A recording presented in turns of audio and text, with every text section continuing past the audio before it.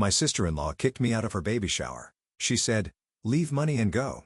Furious, I sold my in-laws' house and stopped sending them money. As a result, everyone ages, and with that comes the inevitability of planning for the later years of life, and, eventually, end-of-life care. If you're married, this responsibility extends not only to your own parents, but also to your spouse's parents. I, for one, have always treated my husband's family with the same care and concern as my own. After all, I married into this family, and I believed it was only natural to take on these responsibilities. However, it seemed my in-laws didn't see me as family. To them, I was merely a convenient housekeeper, or perhaps an ATM. I'm just a part-time worker, scraping by, managing our finances and household with effort and diligence. Despite my sacrifices, my in-laws, as well as my sister-in-law, showed me no gratitude, kindness, or reciprocation. They simply took advantage of my goodwill and hard work. When my sister-in-law had her first baby, I brought a thoughtful gift and hurried over to congratulate her. But when I arrived at her home, she greeted me alone at the door, without so much as letting me see the baby. "Why are you trying to barge into our house? Just leave your gift at the door and go home." I was stunned by her rudeness. After years of enduring their whims and shouldering their burdens, I had finally had enough. If they wanted to treat me like an outsider, then so be it. I would start acting like one. My first step, cutting off the monthly financial support I have been providing to my in-laws. My name is Michelle Davison. I'm 40 years old, and live with my husband, Ryan. We don't have children, a choice we made together due to our laid-back personalities. Recently, I've noticed signs of early menopause, unexpected hot flashes, disrupted sleep, and occasional fevers at night. Despite my health challenges, I managed to keep myself busy and work 5 days a week at a part-time job. A few months ago, we celebrated my father's retirement. My parents had long dreamed of leaving the city for a more peaceful lifestyle, and they often consulted me for advice. They finally settled on a moderately convenient suburb, about an hour and a half away by train, where they purchased a comfortable condo. After helping them move and settle in, I felt relieved knowing they were beginning a quiet, enjoyable chapter in their lives. Their new home is close to medical facilities, and they've already arranged for future accommodations at a senior living facility nearby. As long as they remain healthy, I have little reason to worry. On the other hand, my in-laws' situation was much less stable. Ryan's mother had mentioned strange behavior from his father some time ago, but Ryan hadn't even made an effort to visit or call. Ryan has a much younger sister, Jenna, who is another challenge altogether. She often said things like, "You and Ryan will handle it if anything happens to mom and dad, right?" Jenna showed no intention of stepping up for her parents. She hates detailed tasks and complicated procedures, often looking to delegate to others whenever possible. Ryan shares many of her tendencies. If I didn't take the initiative, discussions about his parents' care would never progress. While I quietly endured their apathy, I refrained from speaking up, knowing that any input from me would result in them dumping even more responsibility on my shoulders. Though not biologically connected to my in-laws, I found myself worrying far more about their well-being than their own children did. Based on Ryan's mother's accounts, it seemed like his father was showing symptoms of dementia. While dementia is incurable, slowing its progression is possible with family support and proper care. Even if we considered moving him to a care facility, there was no guarantee we'd find an opening soon in this overcrowded senior care system. I mentioned these concerns to Ryan, suggesting that we visit facilities and secure a spot as early as possible. "Yeah, you're probably right," Ryan replied half-heartedly, but nothing ever came of it. Time passed with no progress until Ryan's father fell at home and had to be hospitalized. The fall resulted in a fractured hip, and additional health conditions were discovered during his hospital stay. The sudden change also caused his dementia to advance rapidly. Tasks he had managed just fine before were now impossible, and Ryan was caught off guard by how quickly things had deteriorated. "How could this happen so fast?" Ryan muttered, looking stressed. I couldn't help but snap. "This was bound to happen eventually. You should have prepared yourself for this possibility." Jenna visited his father only once during his hospital stay. She didn't handle a single piece of laundry or paperwork, and left without so much as a word of thanks to me. It was infuriating to watch the siblings act so detached, leaving everything to me while I juggled their father's care and hospital arrangements. Watching Ryan's father stare blankly at the ceiling, I couldn't suppress my frustrations. His declining health was worrisome, but so was the mounting cost of his extended hospital stay. Ryan and I needed to discuss how we'd manage these expenses. Even if his condition improved, his dementia meant a care facility would likely be necessary. Estimating the costs of caregiving was a priority, and I also worried about Ryan's mother living alone in their old house. While I disliked Ryan's mother for her years of harsh treatment toward me, I couldn't just ignore her situation. She had begun showing signs of early dementia herself. Though it wasn't yet severe enough to warrant immediate intervention, it raised questions about how long she could live alone safely. Their home was large, old, and difficult for one elderly person to maintain. After discussing our options, Ryan, his mother, and I decided to sell the house.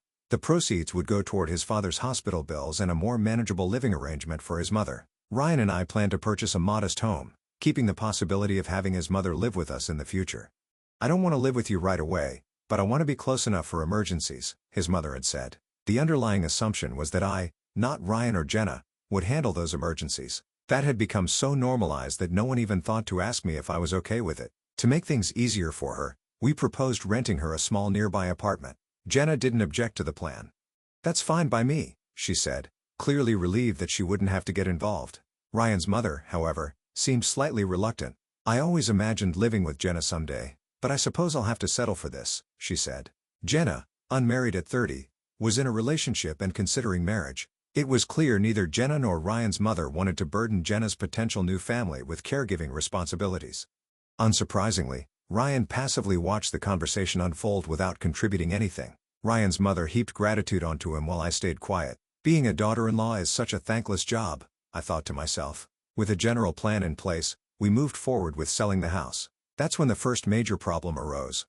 The house was still under Ryan's father's name. Legally, only the property owner could sell it, and his father's deteriorating health made that impossible. The real estate agent advised us to appoint a legal guardian for his father to handle the property sale. Typically, this rule goes to a close family member, but there's no strict rule about it. I explained this to Ryan, but as expected, he refused to get involved. "Just let me know when the paperwork's ready. You're better at this stuff anyway." His dismissive attitude made my blood boil. "This isn't just paperwork. You're his son and the eldest child. You should be handling this," I retorted. "I don't see the point. It's just an old house, and the money will go to bills anyway." His lack of concern left me seething. I realized arguing was futile and decided to take on the guardian role myself. But I made it clear to Ryan and Jenna that I wouldn't tolerate interference later. "Once I handle this, you both need to stay out of it," I warned them. They both agreed without hesitation, which only underscored how little they cared.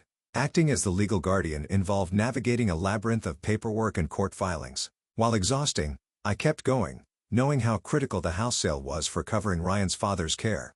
Just as I completed the paperwork, tragedy struck. Ryan's father passed away unexpectedly. He has seemed stable, so the news left everyone shocked. Ryan, as the eldest son, nominally took charge of funeral arrangements. In reality, most of the planning fell to me, while Ryan and Jenna remained unhelpful.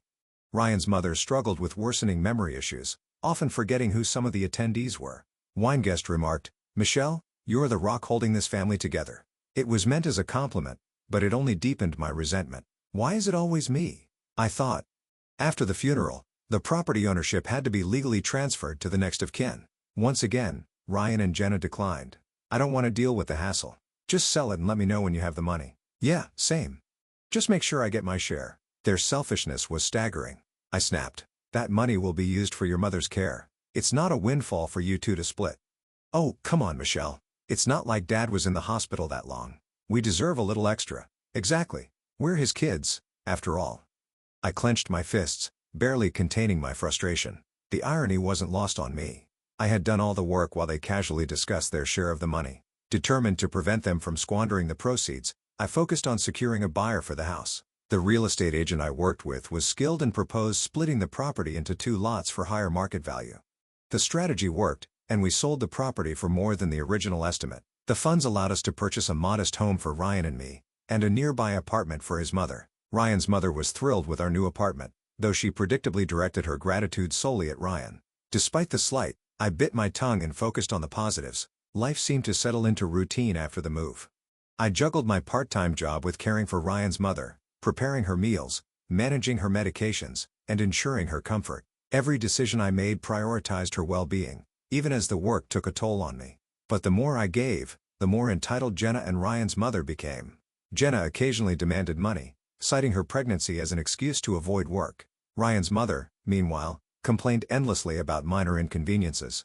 I poured my energy into maintaining her quality of life, from buying special clothes to installing safety features in her apartment. Yet, neither she nor her children showed me any appreciation.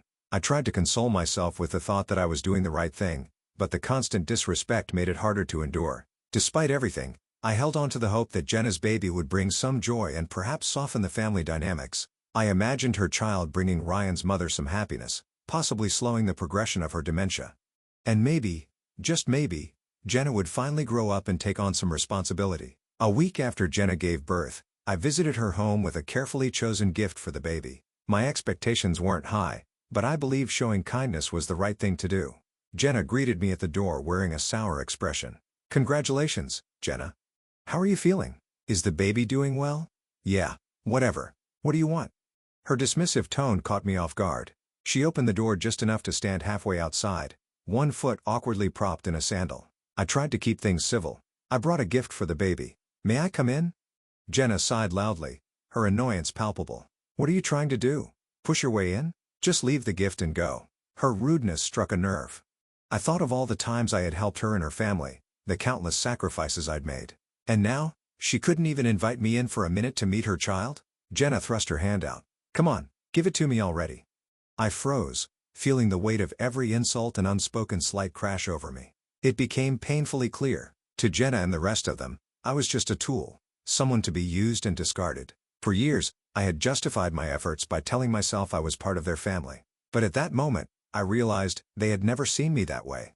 "You know what, Jenna? Forget it. Keep living your comfortable little life, and just don't expect me to be part of it anymore." I turned on my heel and left without handing over the gift. My next step was clear. I would stop all financial support for Ryan's mother and Jenna immediately. No more playing the role of the self-sacrificing wife or sister-in-law. The following Monday was payday, but this time, not a single cent went to them. That evening, my phone buzzed with a call from Jenna. "What's going on?" "Mom said her rent payment didn't go through. You're still covering it, right?" "No, I'm not. That's your mom's responsibility or yours.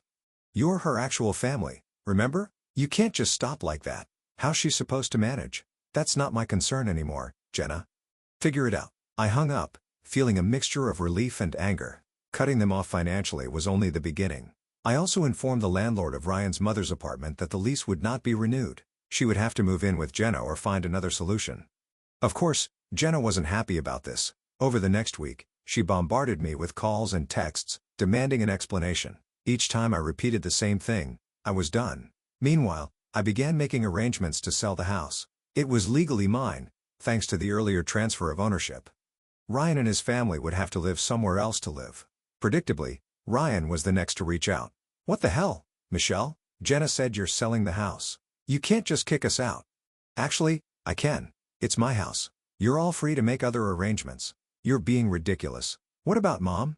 Where's she supposed to go?" "That's for you and Jenna to figure out. I'm not involved anymore." Ryan sputtered excuses, but I cut him off. "You and your sister made it clear that I'm just a stranger. So now, I'm acting like one." Over the next month, the house sold, and Ryan, his mother, and Jenna were forced to move. Jenna's husband, overwhelmed by the chaos, eventually left her. Ryan struggled to find a new place, and his mother's health began to deteriorate further. Meanwhile, I moved into a cozy apartment across town.